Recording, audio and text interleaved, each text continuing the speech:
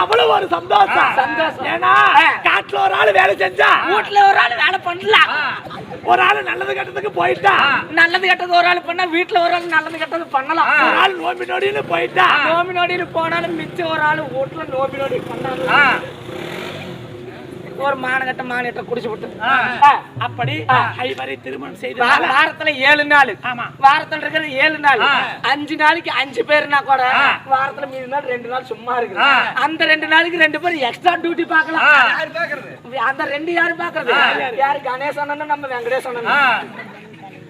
அப்படி ஐவரை திருமணம் செய்து அழியாத பத்தினி என்று பெயர் கொண்டவள் நான். ஓ, ஐவரை திருமணம் செய்து அழியாத பத்தினி.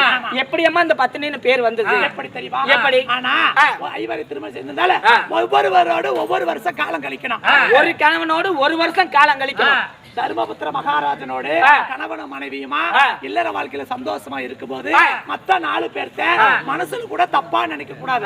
ஒரு கணவனோட வாழும் போது மத்த 4 பேரும் மனசுல கூட நினைக்க கூடாது. ஆமா, சரி. ஒரு வருஷம் முடிஞ்சிருச்சுன்னா எப்படி அம்மன் கோயிலுக்கு முன்னால குண்டம் பூமிதி திருவிழா போடுறாங்கல்ல, அது மாதிரி குண்டம் யாகம் வைத்து பின்னால யாகம் வைத்து அந்த நெருப்பிலே நடக்க சொல்லுவாங்க.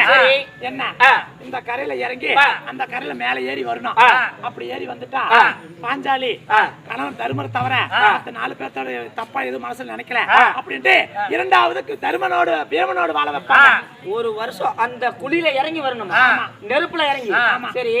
இரண்டாவது பீமனோட கணவன் மனைவியா சந்தோஷமா இருக்கணும். அப்ப பீமனோடு இருக்கும்போது மத்த 4 பேர்த்தையும் மனசால கூட தப்பா நினைக்க கூடாது. ஆமா, சரி. அப்படி ஒரு வருஷம் முடிஞ்சிச்சுன்னா மடியாக வளர்த்துவாங்க. மடி அந்த நெருப்புல நடக்க சொல்லுவாங்க. அதனாலதான் நெருப்புல நடந்து வந்ததுனாலதான் ஐவரை திருமணம் செய்திருந்தாலும் அழியாத பத்தினி என்று பெயர் பெற்றவள் நானே. இந்த காளியம்மா கோயில பூ மிதிக்கிற குண்டம் மிதிக்கல உங்களால வந்தது? எல்லாம் என்னால வந்ததுதான், உங்களால வந்தது. சரிங்க. இப்படி எல்லாம் இருந்தாலும் என் கணவராகப்பட்ட பாலுக்கும் பச்சை தண்ணிக்கும் வித்தியாசம் தெரியாதவர். பாலு கேட்பாரு, பச்சை தண்ணி கொண்டு கையில கொண்டா கூட ஆமா இதுதான் பாலு அப்படின்னு குடிச்சிருவாரு. ஏன்னா அவருக்கு நெப்பு சிக்கிறதில்ல.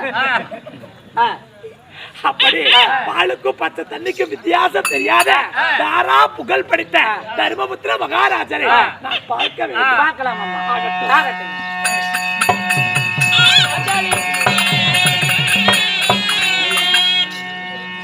தங்கள் திருவடி பாதத்திற்கு நான் பூஜிக்கின்றேன். எங்க வீட்டுக்காரர் நடந்தாருனாயா நடந்தா எறும்பு கூட சாவாதான். ஆமா, நல்லாரப்பா. ஏப்பா நல்ல நெருப்பு கூட சாவாது, எதை கேட்டாலும் வாங்கி சாமி. பாஞ்சாலி இருந்த போதெல்லாம் என்னடா பண்றது? இன்னைக்கு உனக்கு லீவுடா, போயிட்டு போடா. ஏதோ வீட்டுக்கு வேலை விட்டு போடா, வேலை விட்டு போடா.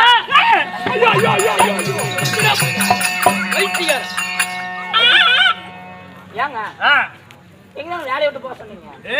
உனக்கு வேலை கிடையாதுடா. வேலை கிடையாது. ஆமா. சரி சார், இன்னைக்கு லீவ் போ. ஓ, இன்னைக்கு லீவு. அப்படி இருந்தாலும் போயிட்டு வாடா. சரி. ஆகட்டும் சாமி. இருந்த போதிலும் அண்ணா இந்த தீரான திருச்சபைக்கு விடுவதாக வரவழைத்த காரணம் என்ன? தேவி இருந்தாலும் மேகலோகத்திலிருந்து மேகராஜன் லகதமணி அனுப்பியிருக்கிறார். எப்படி என்றால் நாமல் பங்காளி ஜெயிப்பதற்கு பாசுவதைக்கனையும் எதிராளி ஜெயிப்பதற்கு ஈசனுடைய வரம் பெறுவதற்காக வெள்ளிங்கிரி சென்று அர்ஜுனன் தவநிலையில சென்றான் அல்லவா? செல்லும் போது வரும் இடி பகவானை வைத்து மின்னலொளியா காந்திரோ திருமணம் செய்தார். கணவரா? தன்னுடைய தம்பிங்களா? தம்பி. இவருக்கு போற பக்கமெல்லாம் இதே போலப்பா போச்சாயா. இது 4 பேருக்கு 7 பேர் இருந்தா இப்போ ஒரு சக்கரத்தி 8ஆவதா வந்திருப்பாங்க தெரியுது. அந்த விஷயம் எங்களுக்கு இன்னைக்குதான் தெரியுது. சரிங்க. அதனால ஏகராஜன் உங்களுக்கு என்ன அவியார் வாரமா படுத்துக்க, நான் ஒரு வாரமா படுத்துக்கலாம். அங்கிருந்து தர்மரை அகமானம் செய்ய வேண்டும் சொல்ல. ஆமா, என்ன வந்து 9 ஆண்டு காலம் ஆகியிருக்கிறது. வந்து என் மகளை அழைத்து போனால் போகட்டும், இல்லைன்னா தர்மரை உன்னை அகமானம் செய்து விடுவேன். இந்திரபுரசம் வந்து அப்படின்னு சொல்லி லகதம் அனுப்பி. அதனால எங்க போனான்னு தெரியலையே. அதனால எங்க சென்றிருப்பார்? ஒன்றுமே எங்க புரியவில்லை. போனால் என்ன எங்க வந்தால் என்ன ஏற்கனவே 7 மனைவிமார்கள் இருக்கிறார். அதாவது பாஞ்சாலி, நாகக்கண்ணி, சித்ராங்கதை, சுபத்திரை, அல்லி மகாராணி இப்படி சொல்லக்கூடிய பவளக்கோடி இப்படி ஏற்கனவே நாங்க 7 பேர் இருக்கிறோம். 7 பொண்டாட்டி இருக்கிறதுனால 8வது பொண்டாட்டி காந்தர்வ திருமணம் செஞ்சது ஒருவேளை உங்க தம்பி மறந்தாலும் மறந்துருப்பாரு. நீங்க என்ன ஒருத்தி மட்டும் தானே கல்யாணம் பண்ணிக்கிறீங்க. வேணா போய் அவள் கூட்டத்தை வச்சு பொழைச்சுக்காங்க. அதனால என்ன செய்யலாம்? எங்கிருந்த அர்ஜுனன் எங்கிருந்தாலும் சரி அண்ணனை காவத்தென்று சொல்லி ஜீவத்தை தான் நாட்டலாம்.